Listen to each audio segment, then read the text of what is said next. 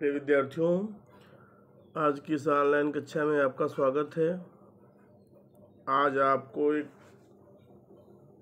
गद्य पाठ के अंतर्गत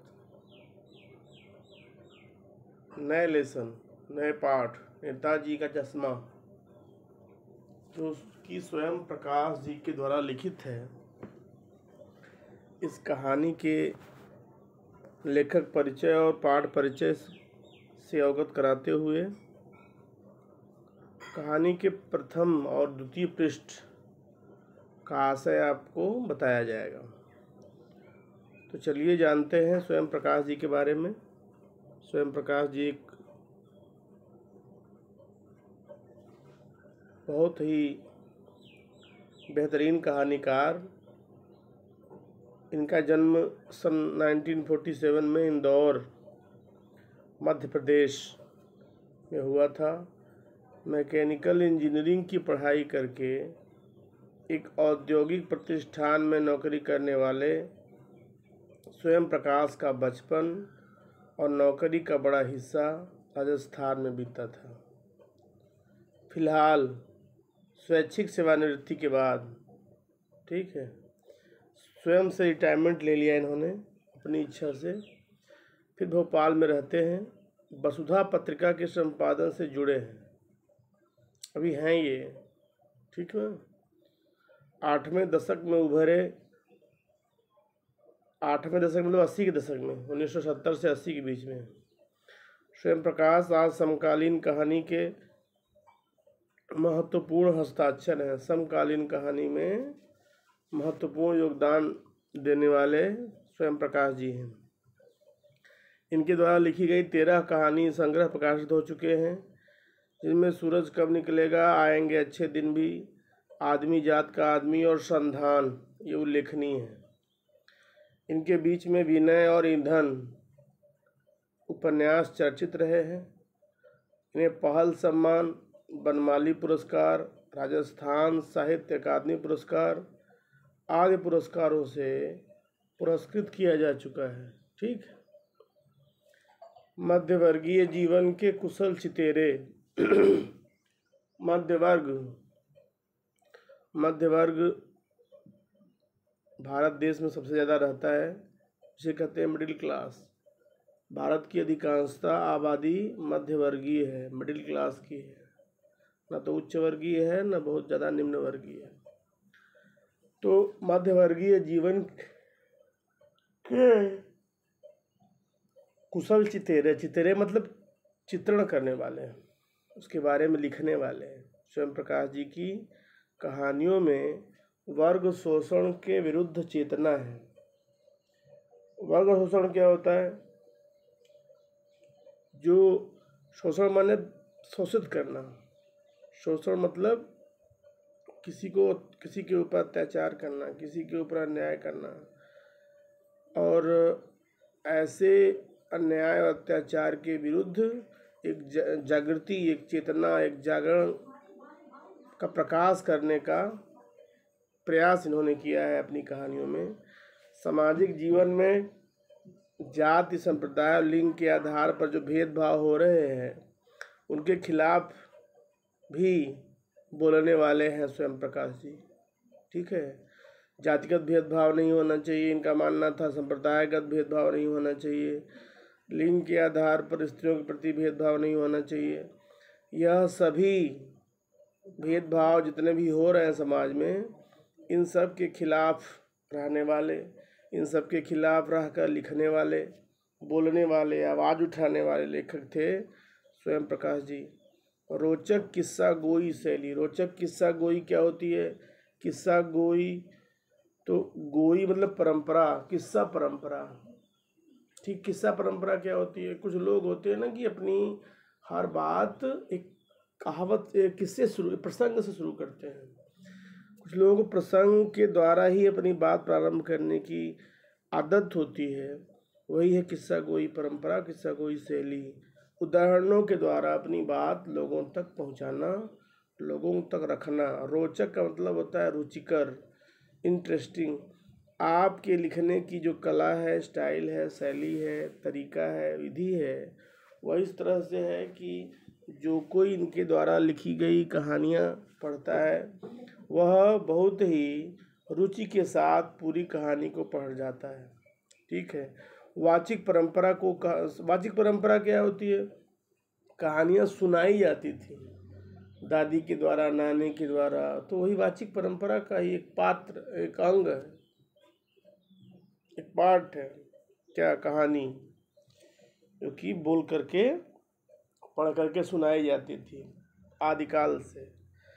तो वही कर इनके द्वारा जो लिखी गई कहानियाँ हैं वो हिंदी की जो वाचिक परंपरा है, बोलकर सुनाई जाने वाली, उसे समृद्ध करती है। अब पाठ परिचय के बारे में लेखक ने लिखा है कि चारों ओर सीमाओं से घिरे भूभाग का नाम ही देश नहीं होता। केवल देश का नाम यही नहीं है कि पूर्व, उत्तर और दक्षिण पश्चिम से घिरा हुआ एक ऐसा, मतलब भूभाग, भू मतलब लैंड, पार्ट ऑफ लैंड, भूभाग जो कि सीमाओं में बंधा हुआ है, वो देश कहलाता है। बल्कि उसमें जो रहने वाले नागरिक हैं और सभी वहाँ पाई जाने वाली नदियाँ हैं, वहाँ पाए जाने वाले पहाड़ हैं, वहाँ पेड़ पौधे हैं, वनस्पतियाँ हैं, पशु पक्षी हैं, इन सब से प्रेम करना और इनकी बेहतरी के लिए, इनकी समृद्धि के लिए प्रयास करने का नाम देशभक्ति है।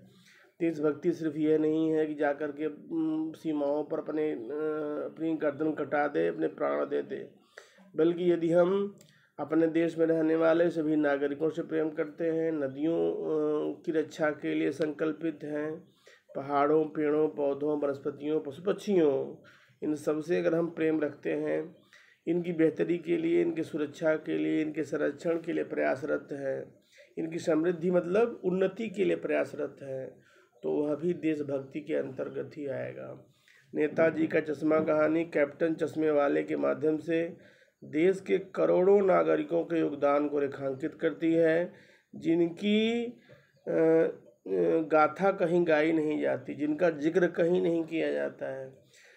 देश को आज़ाद कराने में केवल गांधी, सुभाष, भगत सिंह जैसे लोगों का ही योगदान नहीं है, बल्कि पर्दे के पीछे देश के करोड़ों करोड़ों बलिदानी, करोड़ों करोड़ों शहीद, जिन्होंने अपनी शहादत दी, अपना बलिदान दिया, तब जाकर के देश आज़ाद हुआ।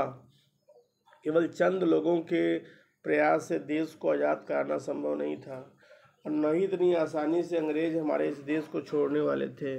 तो नेताजी का चश्मा कहानी कैप्टन चश्मे वाले के माध्यम, कैप्टन चश्मा वाला एक माध्यम है, कैप्टन चश्मा वाला एक माध्यम है, उसके माध्यम से जो देश के करोड़ों नागरिक हैं उनके योगदान को दिखलाती है।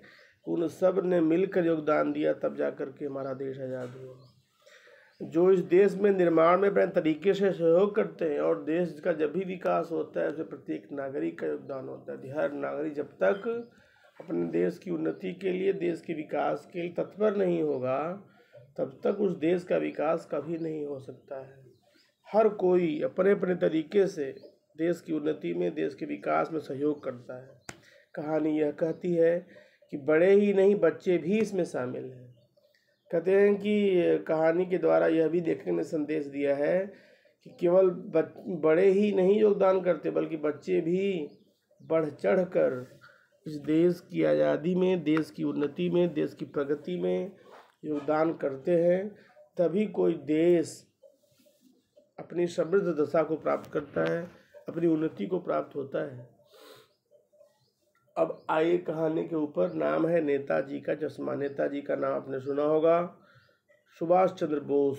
सुभाष चंद्र बोस का उपनाम कह सकते हैं नेताजी। और नेताजी सिर्फ कह देने से सुभाष चंद्र बोस का नाम हमारी जुबान पर आ जाता है। ठीक है। हालदार साहब को हर 15वें दिन कंपनी के काम के सिलसिले में उस कस्बे से गुजरना पड़ता था। हालदार साहब एक अधिकारी हैं, कंपनी के अधिकारी हैं, और हर 15 दिन पे उनका दौरा होता है। तो उस दौरे के समय, दौरे की परिधि में या उस रास्ते में वह कस्बा भी पड़ता था जिस कस्बे से वो गुजरते थे। कस्बा बहुत बड़ा नहीं था, छोटा कस्बा था, जिसे पक्का मकान कहा जा सके। वैसे कुछ ही मकान, जिसे बाजार कहा जा सके, जैसा एक ही बाजार था। कुछ पक्के मकान थे वहाँ और छोटा सा बाजार था। कस्बे में एक लड़कों का स्कूल था, एक लड़कियों का स्कूल था, एक सीमेंट का छोटा सा कारखाना था, एक सीमेंट का छोटा सा कारखाना भी था, 2 ओपन एयर सिनेमा घर थे, एक नगर पालिका भी थी। नगर पालिका आप जानते हैं, टाउन एरिया पढ़ते हैं सिविक्स में।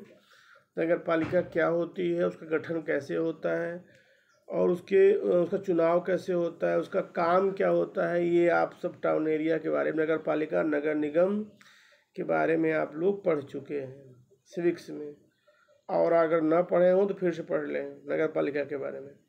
कभी कोई सड़क, नगर पालिका का काम यही है कि वो कस्बे की जो सड़कें हैं, कस्बे के जो और भी बहुत सारे ऐसे यही जगहें हैं जहाँ का विकास नगर पालिका का काम होता है। साफ़ सफाई करवाती है, सुरक्षा करवाती है, बिजली की व्यवस्था करवाती है और लैट्रिन जो वाशरूम जो है बनवा देती है, बाथरूम बनवा देती है, कबूतरों की छतरी बनवा देगी, कभी कभी सम्मेलन करवा दिया, तो यही सब, कहीं मूर्ति लगवा दी, तो यही नगर पालिका का काम होता है। तो इसी नगर पालिका के किसी उत्साही बोर्ड या प्रशासनिक अधिकारी ने एक बार शहर के मुख्य बाजार के मुख्य चौराहे पर नेताजी सुभाष चंद्र बोस की एक संगमरमर की प्रतिमा लगवा दी। प्रतिमा लगवाई गई, संगमरमर की बनी। कहाँ लगवाई गई? शहर के मुख्य बाजार के मुख्य चौराहे पर लगवाई गई। और यह जो कहानी लिखी गई है उसी प्रतिमा के बारे में है, उसी मूर्ति के बारे में है, जो सुभाष जी की मूर्ति शहर के मुख्य चौराहे पर लगवाई गई थी। मूर्ति कैसे लगी, किस योजना से लगी, किस प्रबंध तंत्र ने लगवाया, किसने मूर्ति बनाई, अब पूरी बात इस कहानी में चित्रित है। और एक तरह से कह सकते हैं कि पूरी कहानी नेताजी की मूर्ति के चारों तरफ घूमती रहती है। ठीक है, और आगे देखें क्या है। पूरी बात तो अब पता नहीं, लेकिन लगता है कि देश के अच्छे मूर्तिकारों की जानकारी नहीं होने और अच्छी मूर्ति की लागत अनुमान और उपलब्ध बजट से कहीं बहुत ज़्यादा होने के कारण काफ़ी समय ऊहापोह और चिट्ठी पत्री में बर्बाद हुआ होगा। जो मूर्ति लगाई गई थी उसे देखकर ऐसा लगता था जैसे कि किसी बहुत बड़े कलाकार ने वो मूर्ति नहीं बनाई है। कि बड़ा कलाकार होता तो उसकी लागत ज़्यादा होती, जो बजट उस मूर्ति के लगवाने में खर्च होता वह भी बहुत ज़्यादा होता। शायद इसलिए अच्छे कलाकार को ढूंढने के चक्कर में जो पर्याप्त समय है ऊहापोह मतलब अनिश्चितता की स्थिति में या चिट्ठी पत्री के द्वारा संवाद करने में बर्बाद हुआ होगा। बोर्ड की शासनावधि समाप्त होने की घड़ियों में, जैसे ही बोर्ड की शासनावधि समाप्त होने की स्थिति रही होगी, उस आपाधापी में जल्दबाजी में किसी स्थानीय कलाकार को ही यह काम सौंप दिया गया होगा और उसने इस मूर्ति को बना करके लगवा दिया। और उसने ये ध्यान नहीं दिया कि हाँ, कहाँ मूर्ति में कहाँ किस चीज़ की ज़रूरत है, वो मूर्ति पूरी है या अधूरी है। और अंत में निर्णय लिया होगा कि जो उस कस्बे के इकलौते हाई स्कूल के इकलौते ड्राइंग मास्टर, मान लीजिए मोतीलाल जी को यह काम सौंप दिया गया होगा, जो महीने भर में मूर्ति बनाकर पटक देने का विश्वास दिला रहे थे। मतलब मूर्ति लोकल कलाकार के द्वारा, स्थानीय कलाकार के द्वारा ही बनवाई गई। कलाकार भी नहीं, वो ड्राइंग मास्टर थे और ड्राइंग मास्टर ने 1 महीने के अंदर वो मूर्ति बनाकर दे दी। अब न बजट था, न उसकी कोई योजना बनाई गई, जल्दबाजी में, आपाधापी में, हड़बड़ी में, कम समय में जो भी मूर्ति बन गई वो बन गई। जैसा कि कहा जा चुका है कि मूर्ति संगमरमर की थी। संगमरमर जानते ही हैं कि संगमरमर क्या होता है। और टोपी की नोक से कोट के दूसरे बटन तक कोई 2 फुट ऊंची, मूर्ति की जो लंबाई है वो 2 फुट ऊंची थी, इसे कहते हैं बस्ट। और सुंदर थी, बेस्ट कहते हैं ना, सुंदर थी। नेताजी सुंदर लग रहे थे, कुछ कुछ मासूम लग रहे थे और कमसिन भी लग रहे थे। कमसिन मतलब नौजवान, ठीक है, कम उम्र के। फौजी वर्दी में थे। मूर्ति को देखते ही दिल्ली चलो और तुम मुझे खून दो वगैरह याद आने लगते थे। दिल्ली चलो का नारा किसने दिया था? तुम मुझे खून दो मैं तुम्हें आज़ादी दूंगा, ये नारा किसने दिया था? ये सभी सुभाष चंद्र बोस जी ने ही दिया था। तो कह रहे हैं कि मूर्ति को देखते ही, जैसे ही हम लोग मूर्ति को देखते थे, हमें दिल्ली चलो और तुम मुझे खून दो मैं तुम्हें आज़ादी दूंगा वाला नारा याद आने लगता था। इस दृष्टि से यह सफल और सराहनीय प्रयास था। कुल मिलाकर के लोगों के अंदर देशभक्ति जगाने के उद्देश्य से, लोगों को सुभाष चंद्र बोस जी के महत्व को बतलाने के उद्देश्य से यह जो प्रयास किया गया नगर पालिका के द्वारा, वह सफल प्रयास, सराहनीय प्रयास कहा जा सकता है। केवल एक चीज़ की कसर थी, कसर मतलब कमी, जो सबको देखते ही खटकती थी। खटकना मतलब आंखों में चुभना। क्या ऐसा था? बस एक ही चीज़ ऐसी थी जो कि मूर्ति को देखते ही अभाव मालूम पड़ता था, क्योंकि नेताजी की जो मूर्ति बनाई गई थी उनकी आंखों पर चश्मा नहीं लगाया गया था। यानी चश्मा तो था लेकिन संगमरमर का नहीं था, एक सामान्य और सचमुच चश्मे का चौड़ा काला फ्रेम मूर्ति को पहना दिया गया था, बिना शीशे वाला। ठीक है, ये बात इसलिए कही जा रही है कि संगमरमर का चश्मा न पहना करके, बल्कि जब चश्मा नहीं लगा तो किसी ने, कस्बे के ही किसी सभ्य व्यक्ति ने, सज्जन व्यक्ति ने, देशभक्त ने एक सामान्य सा चश्मे का चौड़ा काला फ्रेम मूर्ति को पहना दिया गया था। हालदार साहब जो उस कंपनी के अधिकारी थे, अपने काम के सिलसिले में जो हर 15वें दिन आते जाते रहते थे, उन्होंने जब पहली बार दौरा किया और चौराहे पर पान खाने के लिए रुके, तब उन्होंने इसे लक्षित किया। लक्षित किया मतलब इसकी ओर देखा। उनके चेहरे पर एक कौतुक भरी मुस्कान फैल गई। कौतुक मतलब जिज्ञासा। जिज्ञासा किस बात की? जिज्ञासा के बाद मुस्कुराए। मुस्कुराए क्यों? क्योंकि उन्हें लगा कि मूर्ति तो संगमरमर की है लेकिन चश्मा असली लगा दिया गया है, चश्मे का फ्रेम जो है असली लगाया गया है। कहते हैं यह आइडिया भी ठीक है, यह विचार जो आया है किसी के मन में, किसी सज्जन के मन में, किसी देशभक्त के मन में, यह भी बुरा नहीं है। मूर्ति भले ही पत्थर की हो लेकिन चश्मा रियल लगा दिया गया है। ठीक है, जीप कस्बा छोड़कर आगे बढ़ गई थी, तब भी हालदार साहब इस मूर्ति के बारे में ही सोचते रहे और अंत में इस निष्कर्ष पर पहुँचे कि कुल मिलाकर कस्बे के नागरिकों का यह प्रयास सराहनीय ही कहा जाना चाहिए। मतलब जिस किसी ने भी ऐसा किया हो, कस्बे में रहने वाले जिस किसी नागरिक ने ऐसा किया हो, उसका प्रयास सराहनीय, उत्तम ही कहा जा सकता है। ठीक है, महत्व मूर्ति के रंग रूप या कद का नहीं है, उस भावना का है। कहते हैं कि यह महत्वपूर्ण नहीं है कि मूर्ति किस रंग की है, किस रूप की है, किस हाइट की बनाई गई है, बल्कि उस भावना जो मन में, जिस भावना को मन में धारण करके, जिस भावना को अपने अंदर आत्मसात करके यह मूर्ति लगवाई गई, वह बहुत महत्वपूर्ण है। अब बल्कि यह महत्वपूर्ण नहीं है कि मूर्ति का रंग क्या है, रूप क्या है, कद क्या है। वरना तो देशभक्ति भी आजकल मजाक की चीज़ होती जा रही है। कहते हैं कि आजकल तो देशभक्ति के नाम पर जिस तरह का अभाव देखा जा रहा है, लोगों के अंदर रुचि ही नहीं है देश के प्रति प्रेम ही नहीं रहा, और न ही जिस किसी के अंदर कोई भी ऐसा व्यक्ति नहीं दिख रहा है जिसके अंदर देश के महापुरुषों के प्रति सम्मान हो, देश के स्वतंत्रता संग्राम सेनानियों के प्रति सम्मान हो। क्योंकि यदि सम्मान होता तो लोग कहीं न कहीं जिम्मेदारी से अपने कर्तव्य का निर्वहन कर रहे होते। तो देशभक्ति भी मजाक किस लिए है? क्योंकि जो बॉर्डर पे खड़े हैं उन्हीं से देशभक्ति की आशा की जा रही है। अब बाकी लोग तो सोचते हैं कि मैं खुली छूट है देश को लूटने की, देश को खा जाने की, लूट करके। इसी का रिजल्ट है ना कि भ्रष्टाचार फैल रहा है देश भर में। दूसरी बार जब हालदार साहब जब सेकेंड राउंड में आए तो फिर उधर से गुजरे, उन्हें मूर्ति में कुछ अंतर दिखाई दिया। क्या देखा? चश्मा दूसरा है।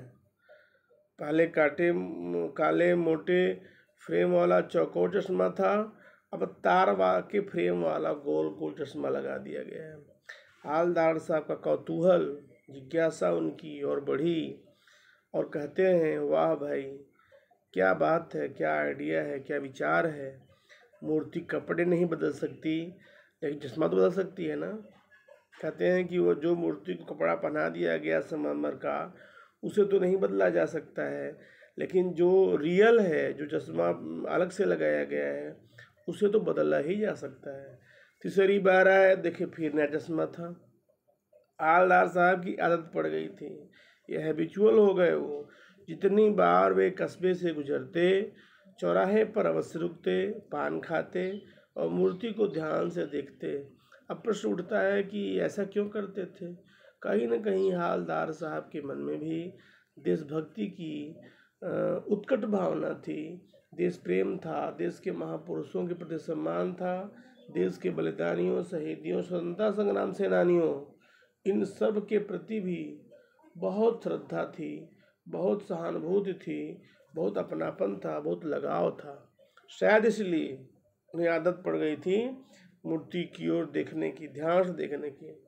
एक बार जब उनके मन का कौतूहल दुर्दमनीय हो उठा, दुर्दमनीय का मतलब होता है इसे दबाया न जा सके, कौतूहल जिज्ञासा। कहते हैं एक बार जब उनके मन की जिज्ञासा दबाई न जा सकी तो पान वाले से पूछ ही लिया, क्यों भाई, क्या बात है, यह तुम्हारे नेताजी का चश्मा हर बार बदल कैसे जाता है। जिज्ञासा को दबा न सके तो पान वाले से उन्होंने पूछ ही लिया कि आखिर क्या कारण है, मैं जितनी बार आता हूँ और देखता हूँ चश्मा हमेशा बदला हुआ रहता है, तो ऐसा कैसे हो जाता है, कौन ऐसा करता है, किसके द्वारा ऐसा किया जाता है। ठीक है। पान वाले की खुद के मुंह में पान ठुसा हुआ था। वह एक काला मोटा और खुशमिजाज आदमी था। यह उसका रेखा चित्र है, यह उसके व्यक्तित्व की विशेषता है कि वो हमेशा मुंह में पान ठूसे रहता था, खाए रहता था और काला रंग का था, मोटा था शरीर से, खुश मिजाज आदमी था, खुश रहने वाला, हमेशा खुश रहने वाला उसका स्वभाव था। हालदार साहब के प्रश्न को सुनकर वह आंखों ही आंखों में हंसा, मुस्कुराया, उसकी तोंद कांपी। पीछे घूम कर उसने दुकान के नीचे पान थूका, लाल काली बत्ती सी दिखाकर बोला, कैप्टन चश्मे वाला करता है। किससे कहा? हालदार साहब से करता है। क्या कहता है कि यह जो मूर्ति पर चश्मा बदल जाता है, यह कार्य एक कैप्टन चश्मे वाला करता है। तो हालदार साहब समझ नहीं पाए, क्या करता है? चश्मा चेंज कर देता है। पान वाले ने समझाया। क्या मतलब, क्यों चेंज कर देता है? हालदार साहब अभी समझ नहीं पाए थे, तब उसने समझाया, पान वाले ने हालदार साहब को समझाया अपनी भाषा में। ये जो भाषा लिखी गई है वो शब्द जो है बड़े ही उटपटांग हैं और देसी बोली देशज भाषा के शब्द हैं, तो आप थोड़ा समझने की कोशिश करें। कोई ग्राहक आ गया, समझो, ग्राहक मतलब ग्राहक। जैसे मान लीजिए कोई ग्राहक चश्मे वाले की दुकान पर चला आया, उसको चौड़े चौखट चाहिए, चौड़े फ्रेम वाला चश्मा चाहिए उसको, तो कैप्टन किधर से लाएगा? किधर मतलब किधर, कैप्टन किधर से लाएगा? तो उसको मूर्ति वाला दे दिया। तो उसको क्या किया कि मूर्ति वाला चश्मा उतार करके दे दिया। उधर, उधर मतलब उधर, उधर मतलब उधर, उधर दूसरा बिठा दिया, दूसरा लगा दिया। अब हवलदार साहब को बात कुछ कुछ समझ में आई। एक चश्मे वाला है जिसका नाम कैप्टन है, उसे नेताजी की बगैर चश्मे वाली मूर्ति बुरी लगती है, बल्कि आहत करती है, क्योंकि वह देशभक्त है, क्योंकि वह एक स्वतंत्रता संग्राम सेनानी है और अपने देश भक्त का किसी देशभक्त का वो सम्मान करना जानता है। उसका अपमान उसे बिल्कुल बर्दाश्त नहीं है। नेताजी हमारे देश के बहुत बड़े महापुरुष हैं, उनकी मूर्ति अधूरी कैसे रहे? यह जो उनकी अधूरी मूर्ति है उसकी आंखों खटकती है, इसलिए वह ऐसा करता है और उसे मूर्ति को अधूरी देख के उसे बहुत दुख होता है। मानो चश्मे के बगैर नेताजी को देखने में सुविधा हो रही हो, ये कल्पना करते हैं। इसलिए वह अपनी छोटी सी दुकान में उपलब्ध गिने चुने फ्रेमों में से एक नेताजी की मूर्ति पर फिट कर देता है। लेकिन जब कोई ग्राहक आता है और उसे वैसे ही फ्रेम की दरकार होती है जैसा मूर्ति पर लगा है, तो कैप्टन तो क्या करता है, कैप्टन उसी मूर्ति पर लगे चश्मे के फ्रेम को निकाल लेता है और उसे ग्राहक को दे देता है, बेच देता है, और एक अपने दुकान से एक और नया फ्रेम निकाल करके मूर्ति पर लगा देता है। उससे दो मतलब उसके उद्देश्य सिद्ध होते हैं। एक तो उसका यह उद्देश्य कि नेताजी की मूर्ति अधूरी भी नहीं रही। दूसरा उद्देश्य यह कि वह गरीब है, वह फेरी वाला चश्मे वाला है, वो घूम घूम कर बेचने वाला है, उसकी बिक्री भी हो गई, उसका प्रचार भी हो गया। तो उसके प्रचार का एक सस्ता साधन भी, सस्ता उपाय भी उसने ढूंढ लिया था। दो उसके उद्देश्य से पूर्ण होते थे। पहला उद्देश्य यह कि वह चश्मे का प्रचार कर लेता था, चश्मे की वैरायटी को दिखा देता था जिसे लोग पसंद करते थे, और बाद में पसंद आ जाने पर चश्मा चेंज करके वो मूर्ति वाले चश्मे को उन्हें दे देता था। इस तरह से वह न केवल उस मूर्ति को पूरी कर पाता था, बल्कि उस मूर्ति को अधूरी देखने पर जो उसे दुख होता था, उस दुख से भी वो बच जाता था। ठीक है, आज के लिए इतना ही। बाकी हिस्से को लेकर कल मैं फिर से उपस्थित होऊंगा। तब तक के लिए मुझे धन्यवाद। तो मुझे आज्ञा दीजिए। धन्यवाद।